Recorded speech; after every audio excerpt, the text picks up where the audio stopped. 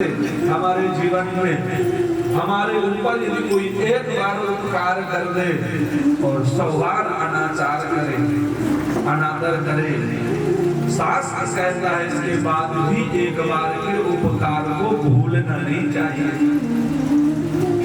द्रौपदी कहते हैं आज यदि गुरु विद्या नहीं होती तो आप महाभारत को कैसे जीत पाते। धनुर्विद्या अस्त्र शस्त्र नहीं होते तो आज आप कैसे जीत पाते। ये गुरु की कृपा है, क्योंकि एक माँ ही पुत्र खोने का गम समझ सकती है। बात का जाने प्रसव की पीड़ा, जिसने दर्द को सहा है वही दर्द की अनुभूति कर सकता है, समझ सकता है। मैं नहीं चाहती कि जो दुख से मैं व्यतीत गुजर रही हूँ, जो दुख को मैं सह रही हूँ, वो दुख कोई दूसरी माँ को भी मिले, दूसरी माँ भी सहे। मेरे तो 5 पति हैं, 5 पतियों का अवलंब प्राप्त है, सहारा प्राप्त है। पर गुरु माँ के भी जीवन में आप देखो, क्योंकि द्रोणाचार्य तो पहले ही वीर गति को प्राप्त हो चुके हैं। अंतिम सहारा यदि आप छीन लेंगे तो किसके सहारे रहेगी। अर्जुन कहते फिर भी मैंने तो प्रतिज्ञा किया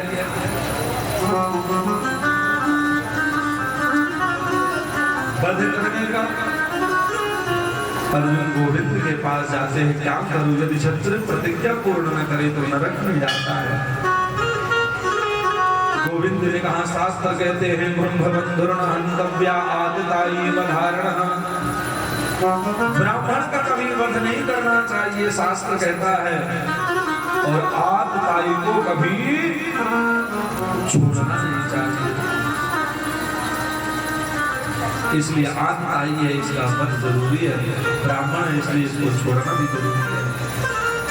आदिताई किसे कहते हैं जो धोखे में किसी को मारे, जो बच्चों को मारे, जो आग लगाए, जो ब्राह्मण गाय का वध करे, ये आदिताई कहलाते हैं। स्वर्ण चुराने वाला आदिताई कहलाता है। आदिताई को कभी छोड़ना नहीं चाहिए और ब्राह्मण का कभी वध करना नहीं चाहिए। बोले ब्राह्मण भी आदिताई है तो अर्जुन भी पंखे से कोई भी अध्यापक जब पढ़ाता है तो परीक्षा भी लेता है। महाभारत से पहले गीता का उपदेश दे करके अर्जुन को भगवान कृष्ण से पढ़ाया है कि अगला चिल्लाती गोविंद के चरणों में लिपट पड़ी। पाहि पाहि महायोगिने देव देव जगतपते नान्यं तद्भयं पश्येत् यत्र मृत्युः परस्परम्। अबला चीख चिल्लाती है केशव हे गोविंद, मैं मर जाऊं उसकी परवाह नहीं है। अच्छा अब चले, सबने कहा ठीक है ये सब चलिए। सब जब जाने लगे सबको शास्त्र है, पर माता कुंती से नहीं रहा गया। माता कुंती कहती है प्रभु आप तो साक्षात भगवान हो।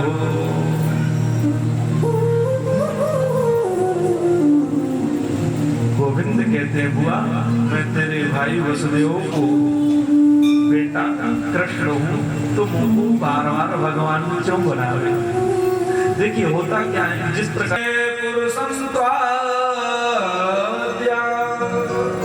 माता कुंती ने 26 श्लोकों में भगवान कृष्ण की बड़ी विशाल गर्भित स्तुति करी है कि नमस्ते पुरुषं स्वाद्या ईश्वरः प्रकृते परम् अलक्ष्यं सर्वभूतानां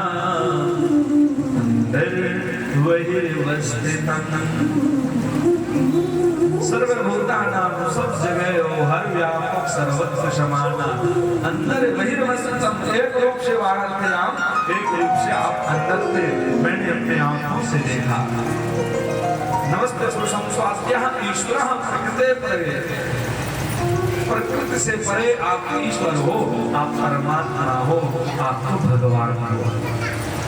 गोविंद कहते बुआ जब तूने भगवान बना ही दिया तो सब कोई भगवान से कुछ न कुछ मांगता है। आप मांगो, आप क्या मांगोगे भगवान से? माता कुंती ने कहा, बुआ जी ने कहा, आप दे पाओगे? बोले बिल्कुल। ओली फैला दिया है केशव, यदि देना ही चाहते हो तो विपदा सत्तुना सत्सत तात्र तात्र जगत गुरु भवतो दर्शनो यस्या अपुनर्भव दर्शनो। हे गोविंद, हे कन्या, कुछ देना ही चाहते हो और अपनी बुआ से यदि प्रेम करते हो तो अपनी बुआ को दुख दे दो, विपत्ति दे दो। गोविंद के नेत्र सजल हो गए। बुआ, आपको जीवन में सुख मिला ही कब है जो आज पुनः दुख मांगने लगे? आपका जन्म कहीं हुआ, पालक कुंती भोज राजा के यहाँ हुआ, इसलिए आपका नाम कुंती पड़ा। युवा हुए, विवाह हुआ, तो विवाह में भी पति मेरा महाराज जी ने बचपन से ही पीलिया का मरीज महाराज पांडु, और जिनको श्राप लगी थी कि सहवास की कामना से अपनी पत्नी को स्पर्श भी कर लोगे तो मृत्यु हो जाएगा। ये तो बचपन में जो दुर्वासा जी की आराधना की थी, तो दुर्वासा जी ने जो मंत्र दिया था उसी से शरण, जब सूर्य भगवान को परीक्षा लेने के लिए मंत्र की शक्ति देखने के लिए बुलाया तो कर्ण का प्रादुर्भाव हुआ। विवाह के बाद में सबसे पहले धर्मराज को माता कुंती ने आह्वान किया, तो धर्मराज से युधिष्ठिर जी का जन्म हुआ। पवन देवता को आह्वान किया, भीम दादा का अवतार हुआ। इंद्र को जब माता कुंती ने बुलाया तो अर्जुन का अवतार हुआ। और माद्री, तो माद्री के नकुल और सहदेव ये अश्विनी कुमारों से हुए, ये मंत्र प्रभाव से। कहते हैं एक बार कौरवों के 100 पुत्र रात दिन यही षड्यंत्र में रहते थे, कब मौका मिले और कब इन पांडवों का हम वध कर दे। कभी लाक्षागृह में आग लगा करके जलाने का षड्यंत्र किया, प्रयास किया, तो कभी भीम दादा को विष के लड्डू खिला करके मारने का, संपूर्ण राज्य छीन लिया। शर्त रखी 12 वर्ष का वनवास, 1 वर्ष का अज्ञातवास, और अज्ञातवास में भी शर्त रखा, यदि किसी ने पहचान लिया तो फिर से 12 वर्ष का वनवास, 1 वर्ष का अज्ञातवास। पांडवों ने सब सहा और सब पूर्ण करने के बाद जब अपने राज्य का हक मांगा तो दुर्योधन ने कह दिया, बिना युद्धे नहीं सवा, बिना युद्ध के सुई के अग्रभाग के बराबर भी भूमि हम देने वाले प्रभु। कि विपदो नैव विपदः संपदो नैव संपदा, दुख की जो पल पल नाम रटा। वास्तव में विपत्ति को विपत्ति नहीं कहते, भगवान को भूल जाना ही जीवन की सबसे बड़ी संपत्ति है। भगवान हमें क्षण क्षण में पल पल में स्मरण आए, यही जीवन की सबसे बड़ी संपत्ति है। आपने अनुभव किया होगा जब चारों प्रकार से आप संपन्न होते हैं, कोई भी दर्द दुख कोई भी कष्ट नहीं होता, तो हम लोग भगवान को याद नहीं कर पाते। और कहीं आपके पेट में दर्द हो, हाथ में दर्द हो, चल ना पा रहे हो, बिस्तर में लेटे हो, और उस समय जब आप भगवान को पुकारते हैं तो कैसे पुकारते हैं? हृदय से कराह मारते हैं, हे गोविंद, अंदर से पुकारते हैं। फिर आपके मन में न चंचलता रहती, न कपट रहता, न किसी के लिए आप बुरा सोचते हो, न किसी के लिए ये भाव रखते हो कि कुछ हो, बस यही रहते, भगवान जल्दी से ठीक कर दो, प्रभु जल्दी से सही कर दो। बोलो राधे राधे। तो हे प्रभु, सुख के माथे सिल पड़े ऐसे सुख को हम लेकर के क्या करेंगे, जिसके आते ही आप हमसे दूर हो जाते हो, हमें तो दुख दे दो, जिसके रहने से आप पल पल में स्मरण में बने रहते हो। हमारे जीवन में जब जब दुख आया, जब जब संकट आया, तब तब आप हमारे पास आए। संकट बाद में आया, आप पहले आए, और आज हम राजा बने हैं, आज हमें सुख मिला है, तो आज ही आप द्वारका जाने के लिए तैयार हो गए। यदि दुख में मिलते हो तो हमें दुख की जरूरत है, ऐसे सुख को हम लेकर के क्या करेंगे, जिसके आते ही आप हमसे दूर हो जाते हो। किसी महापुरुष ने बड़ा सुंदर भाव दिया है कि सुख भी मुझे प्यारे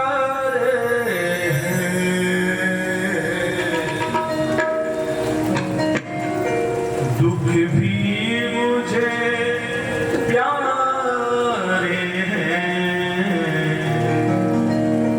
छोड़ूं मैं किसे भगवन, दोनों ही तुम्हारे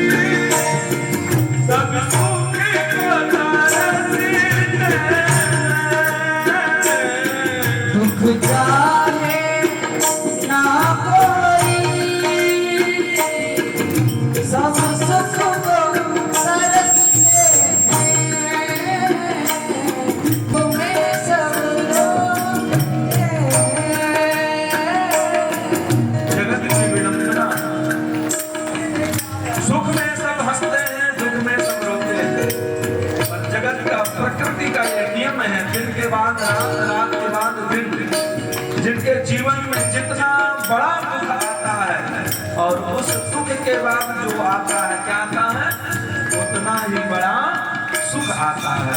और सुख मिला जीने उनके, सुख मिला जिसे उसने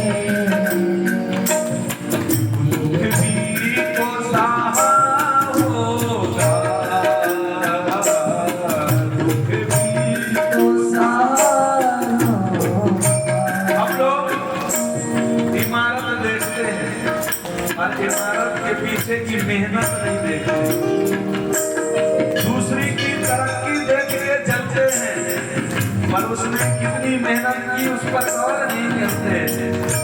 जो आज सुखी है पहले उन्होंने कितने कितने दुखों को झेला ये नहीं देखते।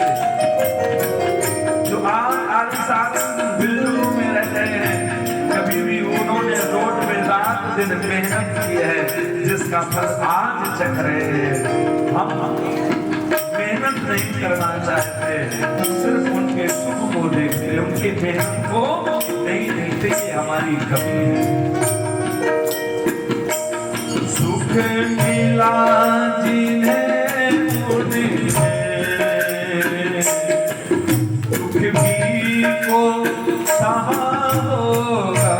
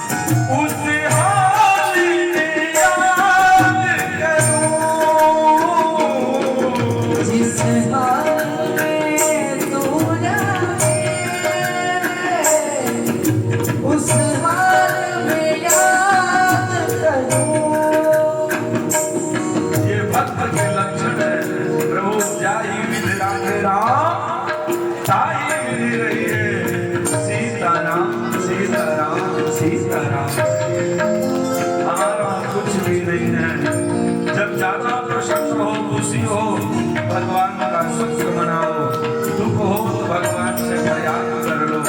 हर किसी की मजाक मत उड़ाओ, किसी की हंसी मत उड़ाओ। हम तो सभी भांति थे, हम तो सब भांति तेरे, तो सब ही भांति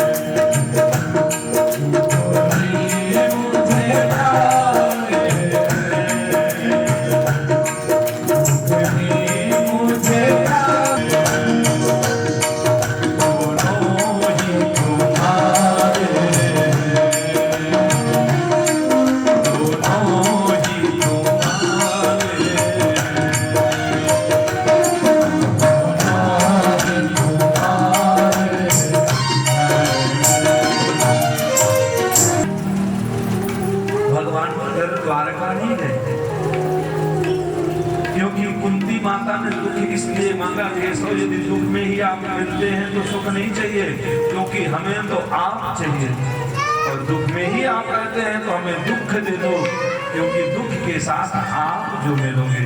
भगवान फिर गए नहीं। एक दिन देखा युधिष्ठिर जी बड़े व्याकुल थे, बेचैन थे। युधिष्ठिर जी के मन में चल रहा था इस राज्य के लिए हमने कितना संघर्ष किया, अपनों का स्वजनों का रक्त बहाया। सहज मिले सो दूध सम मांगे मिले सुफानी, कह कबीर वह रक्त सम, जामे हो खींचाता। इस राज्य के लिए अपने स्वजनों का रक्त बहाया। गोविंद आकर के खूब उपदेश दिया है, युधिष्ठिर जी के समझ में नहीं आया, क्योंकि गोविंद के प्रति वात्सल भाव है। अर्जुन की समझ में क्यों आया? क्योंकि अर्जुन ने कह दिया प्रभु आप मेरे गुरु। जब तक उपदेश देने के प्रति श्रद्धा न हो तब तक दिया हुआ उपदेश भी समझ में नहीं आया करता नियम है। तब प्रभु ने सोचा यही उपदेश यदि कोई वयोवृद्ध देंगे तो जल्दी समझ में आएगा। पांडवों को संग में लिया, युधिष्ठिर जी को संग में लिया और कह दिया आज तो हम पितामह भीष्म के दर्शन करने के लिए जाएंगे। जो बाणों की संज्ञा में पितामह भीष्म लेते थे, अर्जुन ने जाके प्रणाम किया। पितामह भीष्म ने कहा है अरे आप अकेले आए हो और वो तुम्हारा सारथी केशव नहीं आए? तुरंत गोविंद ने भी प्रणाम किया, प्रभु हम भी आए हैं। बोले रे सर की तरफ क्यों खड़े हो, इधर आओ सामने, मैं तुम्हारा दर्शन करना चाहता हूँ। गोविंद ने कहा ये पांडव राजा हुए हैं, इन्हें राज धर्म का उपदेश दीजिए। बोले केशव दूसरे की प्रशंसा बड़ाई सम्मान दिलाना तो कोई आपसे सीखे। सुंदर मंच हो, साउंड बढ़िया हो, आप जैसे सुनने वाले सुंदर श्रोता, कोई भी वक्त उपदेश देके चला जाएगा। और कहीं राइफले तनी इधर से भी उधर से भी, और कहा जाए गुरु जी कुछ उपदेश दे दो, तो किसकी हिम्मत है वहां पर उपदेश दे दो? जहां सब धनुष बाण लिए खड़े थे अब चलने वाले हैं, वहां तो जाके जिसके पैर डगमगा रहे थे, थर-थर कांप रहे थे। और ऐसा उपदेश दिया कि अर्जुन एकदम संभल के खड़े हो गए।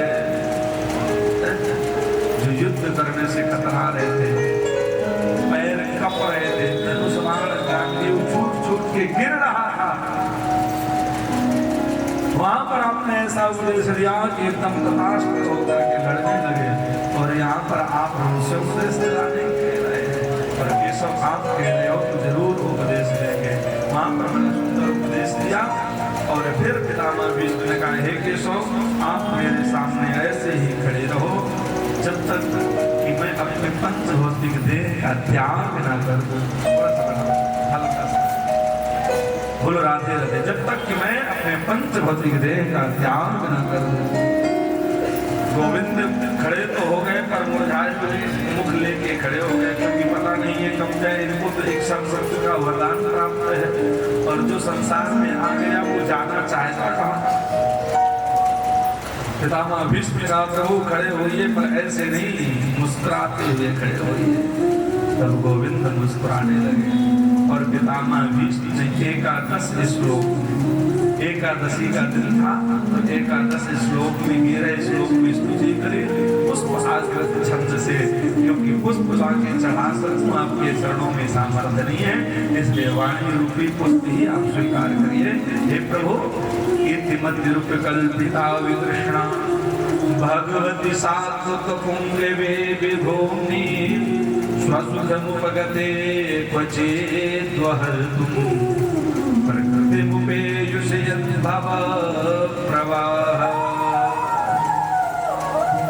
पितामह भीष्म कह रहे मेरी तुम्हारी कन्या हमारे ऊपर हमारे तरफ से खड़े जरूर हैं पर युद्ध नहीं करना चाह रहे हैं। और उसी समय पितामह भीष्म को क्रोध आया और प्रतिज्ञा ले ली, कल के युद्ध में या तो 5 पांडवों में से 4 बचेंगे, या तो भगवान को शस्त्र उठाने में मजबूर कर दूंगा। आज जो हरि शस्त्र ना रहा हूं तो शांतनु शुभ ना कहा हूं।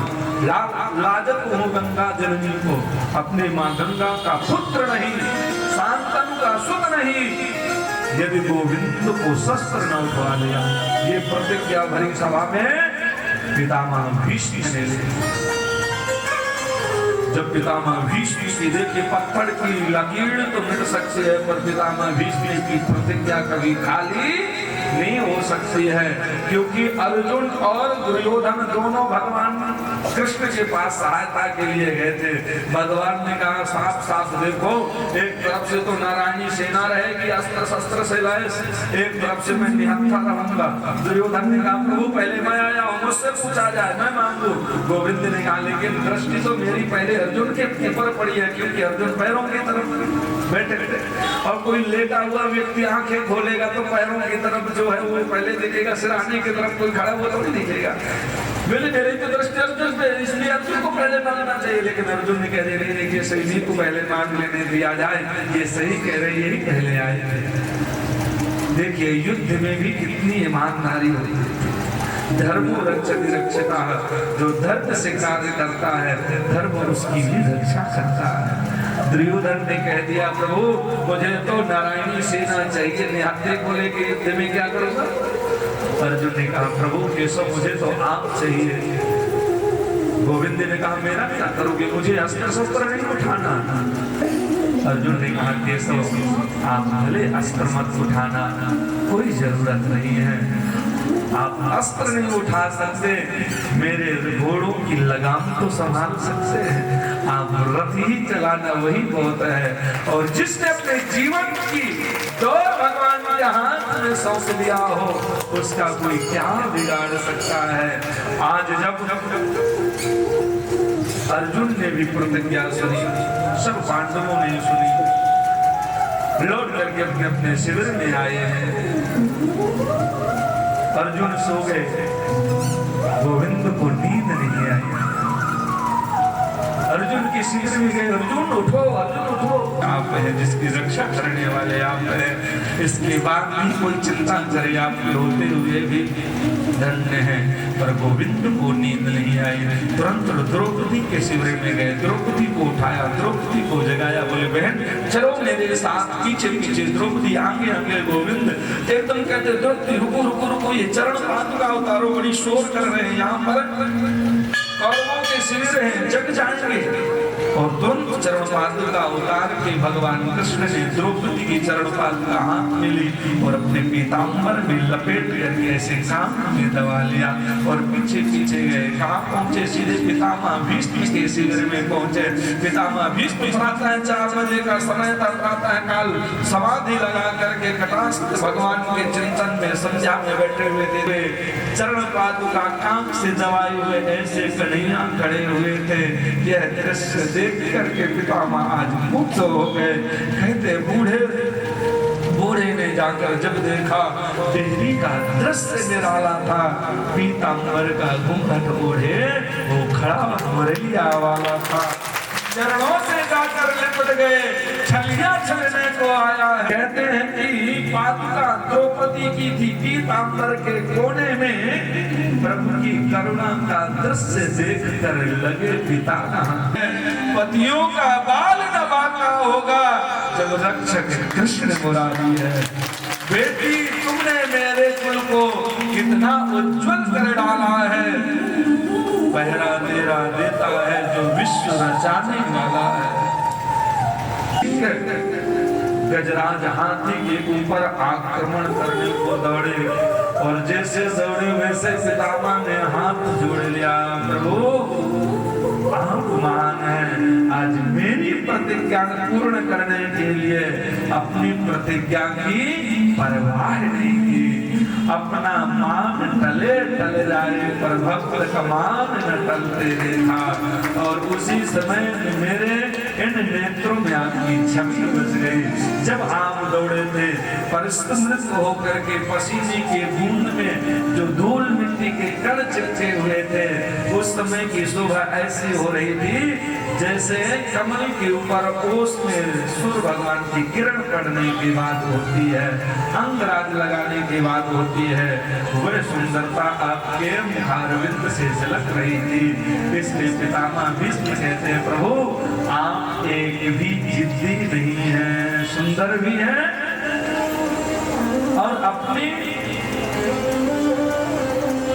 वाक्य की भी बलि, प्रतिज्ञा की बलि चढ़ाती सिर्फ अपने भक्त की मान को रखने के लिए। बोलो राधे राधे। इसलिए इति रूप कल्पिता वितृष्णा भगवती सात्वत पुण्यवे विभूमि।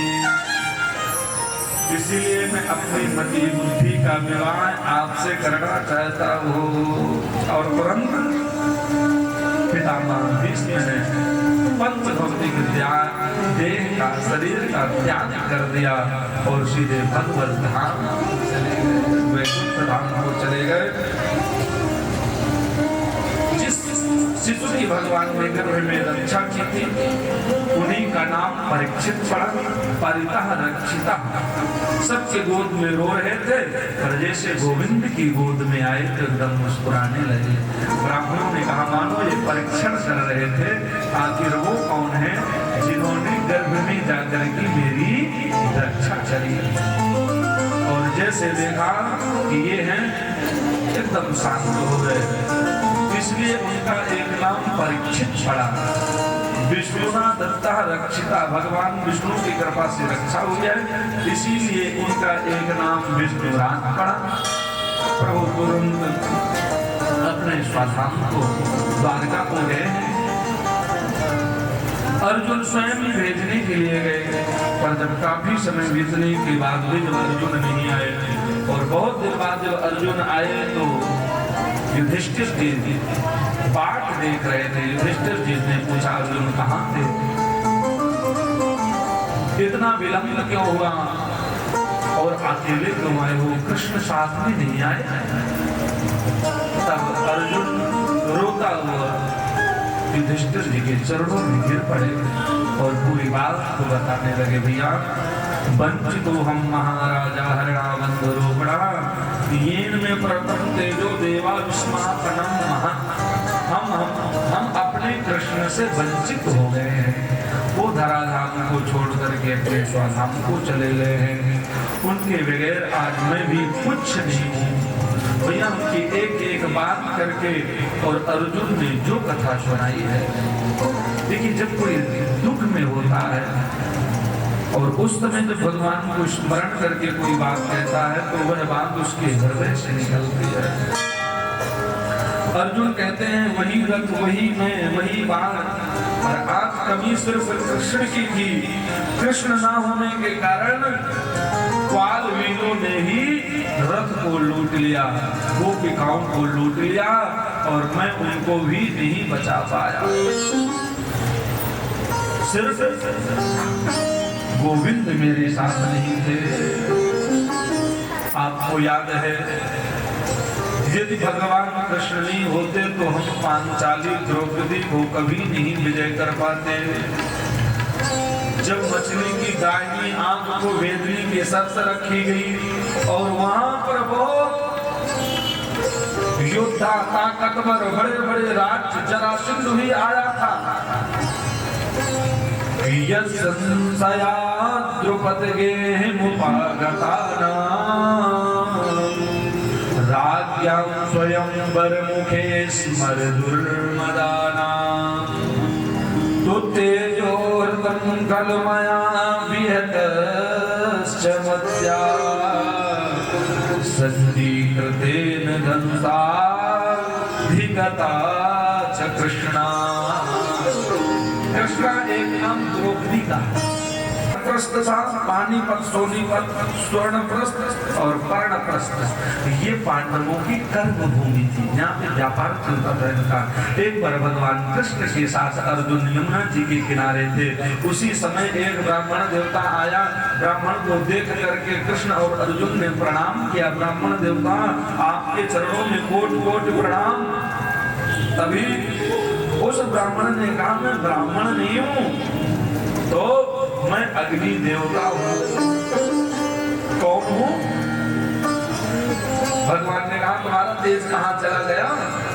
बोले हमें जीर्ण रोग हो गया है। कौन सा रोग? ये जो अपच वाली बीमारी होती है ना, अजीर्ण रोग हो गया है।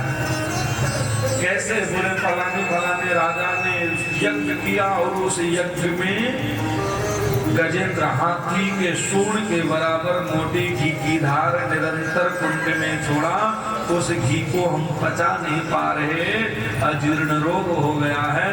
तब भगवान ने कहा कि भैया जाओ दवा कराओ, अश्विनी कुमार वैद्य है देवताओं।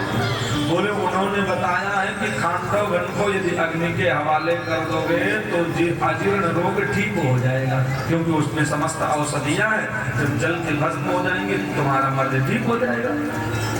तो बोले फिर क्यों नहीं जला देते? बोले मैं जब जलाने का प्रयास करता हूँ अग्नि प्रचंड होती है, तभी इंद्र बहुत सब्जियां डाल करता है, जल वर्षा कर देता है, बारिश कर देता है, तो मुझे शांत हो जाना पड़ता है, मेरा रोग नहीं ठीक हो रहा। पर आप यदि चाहो तो मेरे रोग को ठीक कर सकते हो, आप यदि चाहो तो इस खांडवन को अग्नि के हवाले करवा सकते हो। अर्जुन ने कहा वो कैसे, हमारे तो अस्त्र शस्त्र भी नहीं है, रथ भी नहीं है। तभी अग्नि देवता ने सुंदर रथ दिया। कैसा रथ? जिसमें 1000 घोड़े थे, और 1000 घोड़े तो थे पर दिखते सिर्फ 4 थे। और ये विशेष गुण था, यदि कोई घोड़ा घायल हो जाए तो दूसरा घोड़ा अपने आप लग जाता था और किसी को पता नहीं चलता था। तो तरकस दिए, अक्षय तुणीर बोलते हैं जिसे। अक्षय तुणीर का मतलब था कि धनुष बाण, ये जो धनुष बाण रखते थे, एक बाण निकालो तो दूसरा अपने आप प्रकट हो जाए। जितनी जल्दी निकालोगे उतनी जल्दी बन जाए। कितनी भी बाणों की वर्षा कर दो तुम्हारे बाण ही ना खत्म हो। 2 तरकस दिए थे अग्नि देवता ने और कहा कि अब युद्ध करो। तो अलात चक्र जानते कि नहीं?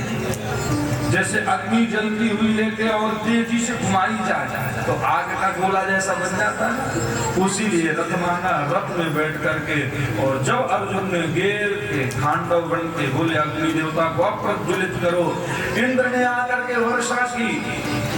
अर्जुन ने इतने बाणों की वर्षा कर दी कि एक बूंद भी जल की अग्नि के पास नहीं पहुंच पाई, ऊपर जल चला गया।